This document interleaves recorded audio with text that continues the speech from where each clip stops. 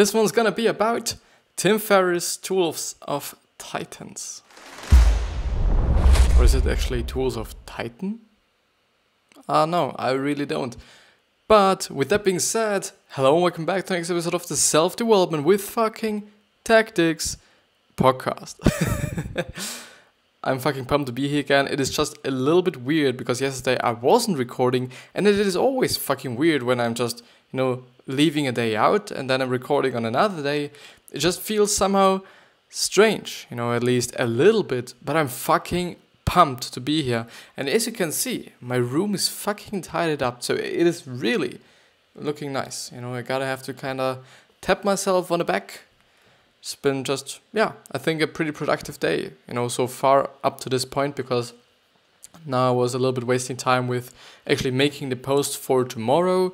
Some of them because I wanted to try out some new software or some other software to actually do them, to actually make them somehow different, so that I'm not only just, doing the same exact thing over and over and over again, because for sure, you're gonna develop certain patterns and certain things you just, really like by aesthetics, and then you're gonna use them all the fucking time. And so I got a thought I'm gonna change it a little bit up and see what I can do with Cinema 4D. If you know the software, it's just actually a 3D program, but it can also practically do 2D things, but I think I'm gonna mix them up. So I do just have to see, how I'm going to render them out, so it's not gonna take just way too long, and or the quality is not too bad, I do just also want to have good quality in terms of, the shadings are right, and the lights are right, and whatsoever.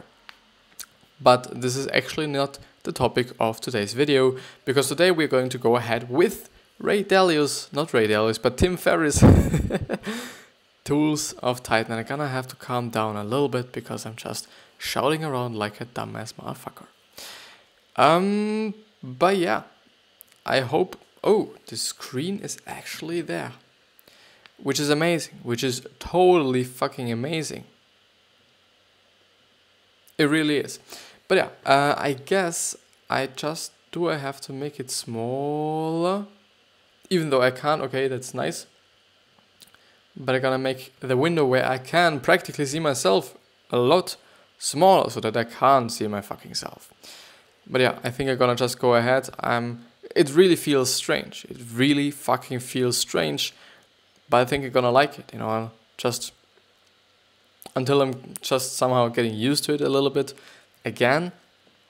But yeah, so we're going ahead with the end of the day routines, because last time we were talking about meditation, if I remember correctly, and morning routines.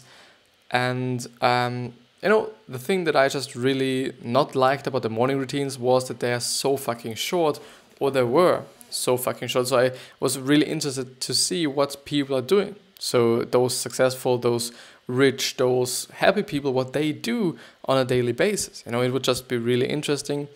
I know there are certain videos about certain people on their just morning routine, or on their just, day routine, if you want to say so.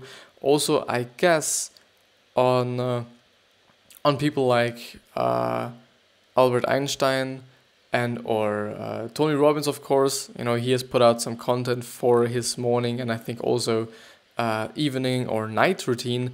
But it is really interesting to see, how people live their life, whether, they're just waking up pretty early or not, For example, like Jeff Bezos, he's not a person that is just really fucking working up early. Like, he's just waking up, I think it's 8 p.m., and not p.m., but a.m. or 7 a.m. or something. So it's not that crazy. It really is not. But on the other hand, there are so many people, that are really successful, but also just some quote-unquote regular people. They do just, get up at 5 o'clock, 4 o'clock, 6 o'clock. Jocko Willink, for example, the author of Extreme Ownership, he's, I guess, if I remember correctly, waking up at 4:35 or something in that area, if I remember correctly at least, which is not insane, which is at my point of view great, because I like it a lot. I really like it a lot myself, because it just really feels good. I do not want to wake up at 8 a.m. or 9 a.m. or something. I do just not want to do that, also on the weekends, I'm sometimes actually thinking about waking up very, very early because I want to do fucking shit. I want to do stuff. I want to get done some things. But on the other hand, I do just really have to just keep attention to my health and to how I'm feeling as well. There's always a debate in my fucking head about, okay, whether I'm just doing what my brain wants and what my emotion wants or what my body wants. Because sometimes they're exact the opposite. Sometimes, it's not that often, fortunately, it is not that often, that I'm just really having to debate with myself. But sometimes I am, and then I just, somehow should go with my health, because this is more important than actually feeling good about the day being just, productive. If I'm not feeling good, there will never be any productive days any longer, because, who knows what's going to happen. But yeah, I'm going ahead with the summary from, by the way, the alancheng.com website, which is an amazing, amazing website. It really fucking is. So never go to sleep without a request to your subconscious, from Thomas Edison. Reid Hoffman gives his mind an overnight task, like a product design, strategy, or a problem. He lets his subconscious mind get to work. What are the kinds of key things that might be constrained on a solution or might be the attributes of a solution, and what are tools or assets I might have? End the workday with very high quality. Don't develop bad habits. Hemingway ended his writing sessions mid-flow and mid-sentence, so he could start with momentum the next day, which is actually, at my point of view, a great way to actually kind of, attack work. You just really kind of force yourself on the next day to start in the middle of your whole work. To some degree, it could be bad. But on the other hand, I do just really think it is good, because you then clearly know, okay, this is what I've written yesterday, so I'm gonna just have to attach something to it. And I think this just feels better than if you're ending the sentence and then having to start the next day with a new one, because it somehow feels for me like, I don't know if you can actually relate to this or not, but somehow it feels to me like, okay, you just have to come up with something completely new.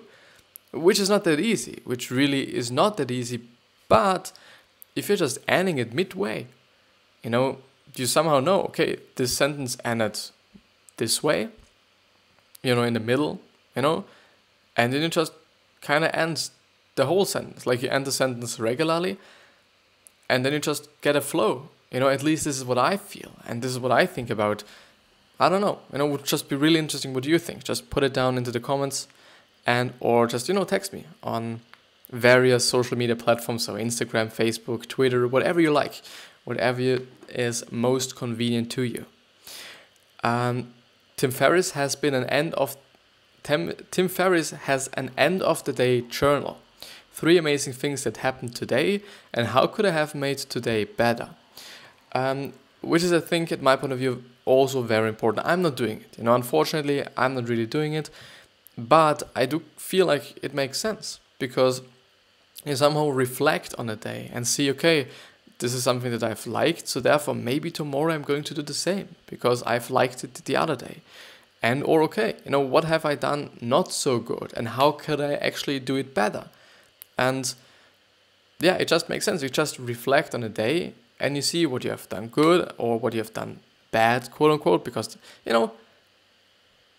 I do not feel like, okay, there's something bad in a day. There's only something you haven't been doing just that great today, I guess. But yeah, I guess, this is just really a way to improve yourself. And also, maybe do not forget things, which is actually something that I struggle with to some degree. I'm forgetting so many fucking things. Sometimes it is not important, not at all. And sometimes it is important, So yeah, like it's something I could just complain about, or it could just be fucked about, or it could be just something completely like, I don't care. But let's go ahead with solve the easy problem. Are you struggling day to day with your problem? Take some time to think about how you can simplify it, or to do the same thing but get a 10x greater reward. Reid Hoffman, which is I think actually the second time he appears in this summary, but I guess he's actually one of the people that are going to be there way more often. So, if I remember correctly at least. So Reid Hoffman suggests, part of business strategy is to solve the simplest, easiest, and most valuable problem. Makes sense. Really makes sense. And I do think that a lot of people, not in terms of actually just, making a strategy or not necessarily in terms of business, do somehow attack those things that do not quite matter. Like, often, there are so many things and a lot of them are actually distracting you from the thing that is really mattering or the thing that really matters. And this could then be just, somehow bad, because then you just really waste a lot of time with actually taking care of something that is not that important. For sure, to some degree, maybe it is important, because if it wasn't, you would probably not do it. But to some degree, of course, it is distracting you for something that might be way more important. But, this reminds me a lot on their one thing, the book is called, which has actually a great cover. I really like it, from a design perspective on. But yeah, this book talks basically about only just taking care and only keeping attention to the one thing that actually matters. And I think it is a great approach, even though for me it's not something that is quite how I live my life and how I want to do things, because I really like doing a lot of things at the same time. I do not want to only make YouTube videos. I also want to do my posts. And I do not only want to do my posts, I also want to do my YouTube videos. And also the podcast. I like just juggling things. I like juggling situations, juggling tasks that I'm doing. I really like it. I don't know why, but, for me, it's not something I wouldn't do it. I really wouldn't do it. And this just really underlines that, no matter what a book says or no matter what a person says, you do just always have to ask yourself whether this is suiting your problem or whether this is suiting your life or not. If it is not, maybe you just have to change it up, or just, I don't know, just change it up to such an degree that you can actually do it, or you just completely don't do it because it maybe doesn't make sense for your life or for yourself. But always ask yourself whether it is actually something that just is fitting you. We are all individuals, and no matter what person what is saying, it could suit you or it could totally not suit you. Maybe sometimes you're thinking it won't suit you, but it does actually, because you're not really honest to yourself. And sometimes it really doesn't. And, just something you do just have to kind of evaluate, I guess. Seth Godin tells a story, and I love Seth Godin, by the way, tells a story of a designer, Lynn Gordon, who had trouble getting business for toy designs. When she switched to the book designs, she got a hit with her 52 activity card deck series. Well, this is actually an easy problem. The problem only was where she was working, or in which kind of area she was working, because clearly it was design. Also making this book, it has something to do with design. Maybe there are also some things that's just, are really correlated to toy designs. Today, talking is not that easy somehow. Maybe I'm only way too kind of pumped. Maybe to kind of forcing myself to actually make a good episode. Maybe I should just talk, because I'm clearly kind of thinking about making a good episode. Maybe I shouldn't do this. Maybe I actually shouldn't. Yeah. What would this look like if it were easy? Justin Boretta asks this when he's stuck. Would be boring. Often. This is at least what I think. I'm weirdly a person that is actually putting himself into just really difficult situations, quite, on purpose somehow. I don't know. I quite do not want to say that I just like the struggle and like being stuck and not getting forward or something. I clearly don't do this. I don't like this. I do just, I don't know. Maybe I appreciate the process, and maybe I appreciate challenges and things that I haven't done. So, and I don't know. The last design that I've done in school was actually some some post stamps, and I've actually done them like all the posts that I'm doing every single day. And you know, as I've been finishing them and as I've been just ready with them, actually kind of giving it to my teacher to actually kind of be like, okay, you know, I'm finished. Well, up to this point, I totally thought like, okay, you know, those post stamps are actually pretty great. You know, I like them, just on a design perspective or in a design perspective, and I just still like them to some degree. You know, some parts of it might be maybe not that interesting or not that aesthetic or not that nice for me, because basically what I've been doing with them is just what I'm doing every single day. So it's a little bit boring, and also, I don't know, like, I'm just thinking whether I've just liked an project more that I potentially would have failed, but it would have been interesting whether, if I'm actually able to do it, how well I'm able to do it, and whatsoever. So just to see and just to try new things and to just challenge myself. But, you know, in the end, it somehow was very unsatisfying. Like doing those, they've been great, but they've just been like every single post that I'm putting out there to some degree, not completely.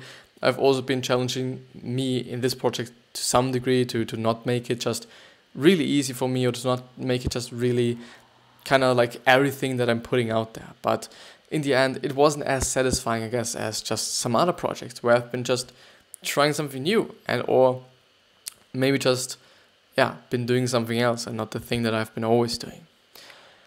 I take this to mean to look for areas you can apply your skills that are much bigger, or solve the easier problem that unlocks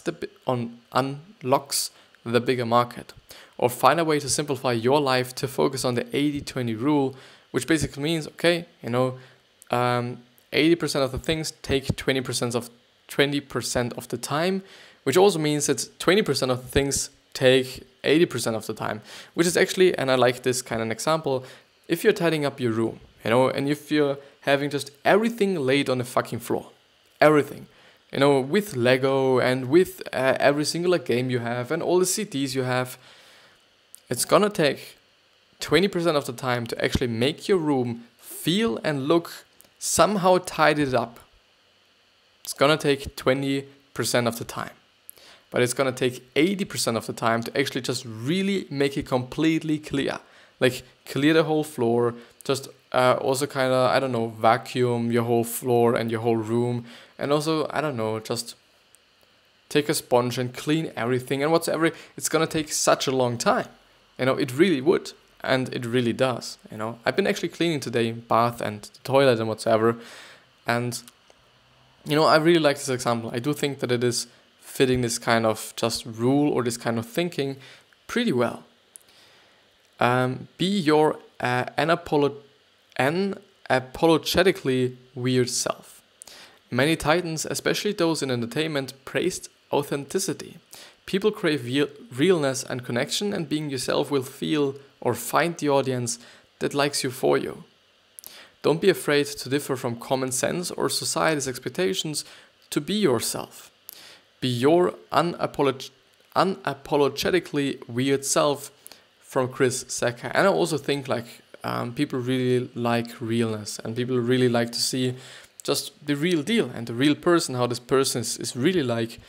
I guess maybe this is also one of the reasons why people like vlogs or why people like reality TV, because they just, see the people as they are, not as just some roles or some, actors, in terms of actually being in their roles and whatsoever. So I really believe in it as well. I really do. And, I'm just thinking about, whether I'm actually agreeing with way too much things that are actually in this book. But it is quite difficult to say, because it is actually the case that I'm believing in what there is. Sometimes I don't. Sometimes I really don't, and I'm actually going to say it. Like, for example, one of Ryan Holiday's books that I've been actually talking about, I think in the process of this summary as well, has just put out one of these books that I thought like, okay, one part of the book is definitely not something that I'm going to suggest to people or I'm going to tell people to do, because I'm not believing in it. And, something that I just really truly and honestly just have to think about and keep attention to, because I do not really want to put out stuff that is not just something that I would tell people or I would suggest to people. Clearly, I do not want to put out something like this. Whitney Cummings found her greatest comedic success in telling her embarrassing moments and allowing a catharsis when her audience connected. Seth Rogen started his stand-up as a teenager trying to imitate other comics. When another comic told him, "Dude, you're the only person here who could talk about trying to get a hand job for the first time. Talk about that." Yeah, it is pretty true. And I think is Seth Rogen. There's this really famous podcast and also YouTuber who also has his last name called Rogan. Is it John Rogan, Seth Rogen? Because he was also a comedian, as I know, as far as I know. And he has also, been doing sports and whatsoever. So actually I think MMA professionally, but I'm not sure, take it with a grain of salt, please. Keto purposely wore darker robes than was customary and by wearing no tunic. As expected, he was ridiculed and he wanted to train himself to be ashamed only of things that are truly worth being ashamed of. Which is actually important, I guess, because I think a lot of people just value opinions of other people way, way, way too high. The thing that I'm seeing is that, when somebody is going up to you or coming up to you and is being like, okay, you're looking shit. People won't like it. People really don't. And some people, and also me, I guess, to some degree, people are taking it way too seriously, or maybe they kind of just actually take it. Like, they take this criticism, they take this kind of bad words or things that other people say, even though they don't know you. They really don't know you. No one knows you, actually. Like, no one knows what's going on in your head. And what's going on in your head is definitely something that's just something that's really making up for your character, making up for you as a person. And this is, the reasons why I say, okay, if someone, and this is actually something from Gary Vee, is someone just know what nobody knows you, because nobody just is in your head but you.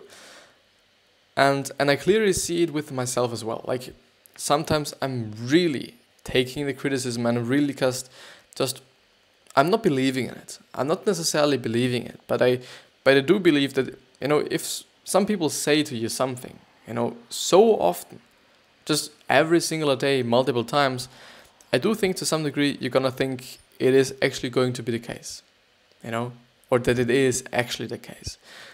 And this just really makes sense for me, because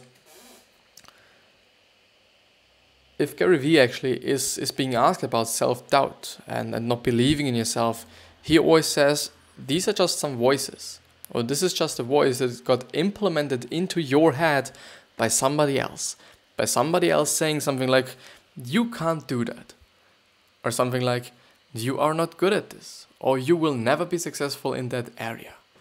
And it somehow makes sense to me, because if people are saying this to you constantly, all the fucking time, for sure it's gonna be hard to not believe in it, to really not just think about it and not believe in it.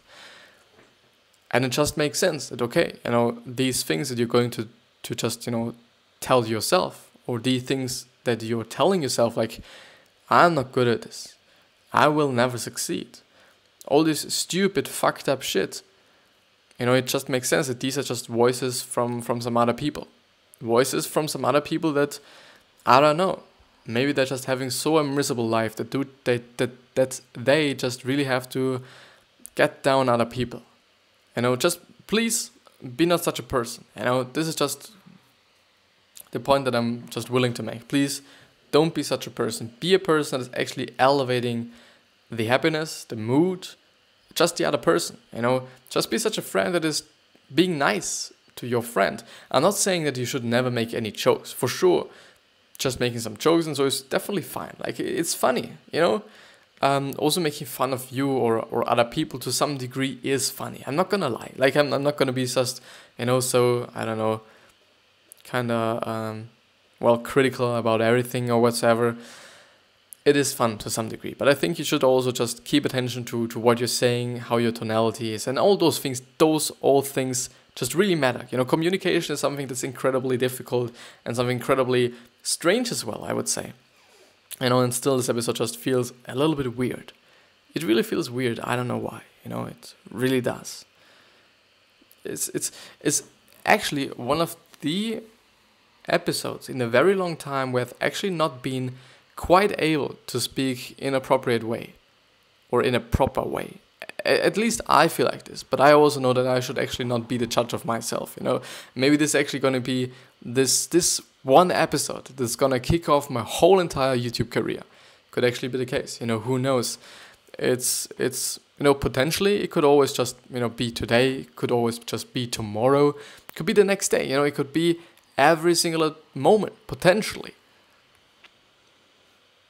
In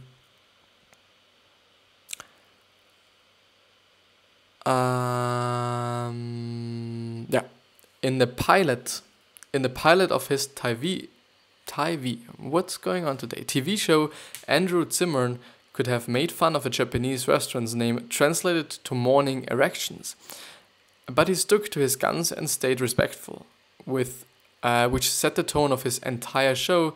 It is so much less work just to be yourself. Which is actually true. Like, I kind of believe that if you're constantly kind of changing who you are, changing your personality, talking in another way, just not being yourself, must be very hard. Must be extremely kind of difficult because, I don't know, you're not yourself. And it's just really, I think, exhausting, not being yourself. Like, be who you are. It's totally fine. And if, people are like, you're just bad and whatsoever, those are haters.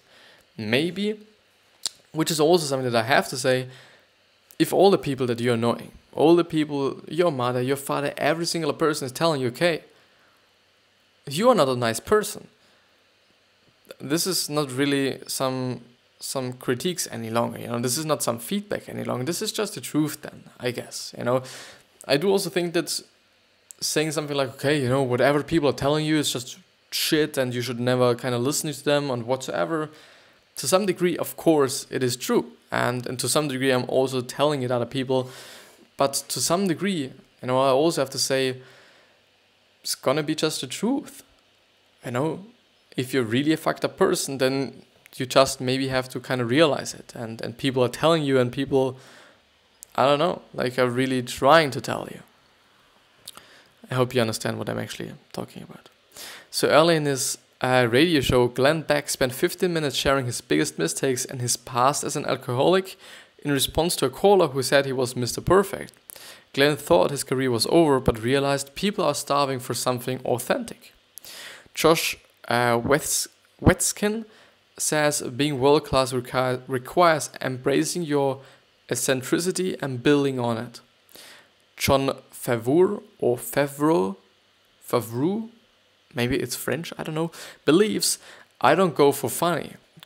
Don't go for funny, go for the truth, and you'll hit funny along the way. I'm not a comedian, but it somehow makes sense to me. Brian Johnson, Braintree founder, sold credit card processing door to door by walking them through his pitch book. I'm the same as everyone else, except with me, you get honesty and transparency and great customer support. He won by offering honesty in a broken industry with shady practices. I actually truly believe that this just was working because, I don't know, even though just saying it like this, I don't know if so many people will believe in it.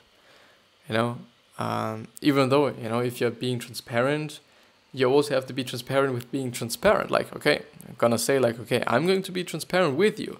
I'm gonna tell you everything that I'm kind of just feeling you need to know or need to hear. I don't know, like, I feel like if you're being so direct to people, they won't believe in you. They really won't. Maybe because we are all so negative. We all just think everyone's going to just take an advantage of us or something, And the last thing is, Dan Carlin suggests copywriting your faults. Radio producers complain about him going into the red in the recording meter, but he claimed that as his style. So Dan Carlin suggests copywriting your faults. Radio producers complain about him going into the red in the recording meter. So I'm also... What the hell? I'm also having such a recording meter, as they just refer to it, which is just some bar. I'm always seeing it, I'm always monitoring it so that I actually can see, okay, the audio is working. Okay, I'm not too loud, I'm not too silent, or quiet actually. And yeah, being in the red, I'm also often in the red. Sometimes I'm just, recognizing that, my audio is a little bit too loud. I'm shouting a little bit too much. But yeah, this is a meter. It goes from, actually, mine goes from red and white over green, which is actually, I think, the good area, to yellow and red. Red seems not to be good, even though I feel like green is also not that nice. It actually in the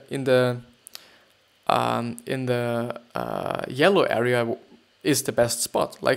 As I know, it's minus 12 dB is the best spot to record on, because I actually don't know. I just always heard it in some tutorials about post-production and whatsoever.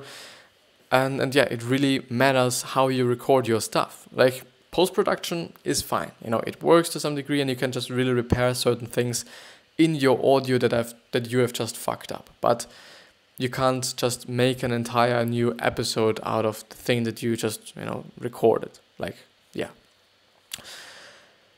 But yeah, I'm gonna end this somehow interesting episode. Maybe I do just have to eat something. I don't know. I'm just pretty hungry, to be honest. I don't know why it was actually pretty hard and pretty unsatisfying today to actually make the episode, in terms of actually me not being able to speak that properly. But I still wish you the best health, wealth, happiness, and success, and I hope that you've gotten something out of this. And yeah, I still hope that you're going to just really remind yourself on how you're going to be remembered, which means how you just, going to be remembered, your legacy. Whether you're going to be remembered as a good person or as a bad person, you actually decide. It's totally in your hands. And with that being said, I see you the next time.